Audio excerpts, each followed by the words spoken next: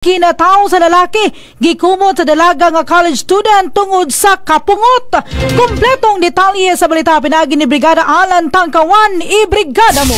Brigada Gireklamo sa 19 anyos nga babaeng tinunan sa kolehiyo ang lalaking kawani sa mall nga nagbase sa syudad sa Sugbo. Human iyang nadiskubrihan nga gituyo og dumbol ang kinatao sa ulitaw ngadto sa iyang samput. Matud pa, naibong ang dalaga nga dunay gahi og bugdo nga midumbol sa iyang samput. Nagtuo ang dalaga nga maigo gyud ang iyang samput tungod sa pag-break. Pero bisan pa man og lahos-lahos na ang dagan, nagsigi man gyapon kini og kaigo. Gipay muslan diay ang higayon sa ulitaw ang standing position sa mga pasahero gumikan naghuot ang ilang pagsakay sa Modern Public Utility Jeep alas 6 sa buntag Pebrero 24 tuig 2024. Giingon samtang nagbiyahe nanukad sa dakbayan sa Talisay apan naabot na lang sa Bulacau Pardo sa dakbayan sa Sugbo. Diyang nakaygayon ang dalaga ang gahi og nagbugdo nga padayong gibagid-bagid sa iyang sampot. Iyang gihikap kini og gikumot tungod sa kapungot. Hilaparo ang lalaki tungod sa kaguliyang sa hitabo. Gipahunong sa driver ang MPUG. Usa ka concerned citizen ang daling nakapanawag og tabang sa kapulisan sa Inayawan Police Station 7 ug daling girespondihan sa kapulisan ang lalaking nagbinastos. Giingon nga nagpakiloy unta ang suspitsadong nagbinastos apan wa kini kaluya sa maong dalaga. Kasamtangan nga gibalog sa silda sa Inayawan Police Station 7 ang suspitsado ug dagsigi na lang og katog. Samtang ang biktima nga college student anda mokiha sa pagbinastos patok sa suspitsado nga usa ka bagger sa mall. In the hearts of changing lives, ako si Brigada Alan Tangkawan sa 90.7 Brigada News FM Cebu, the Music and News Authority.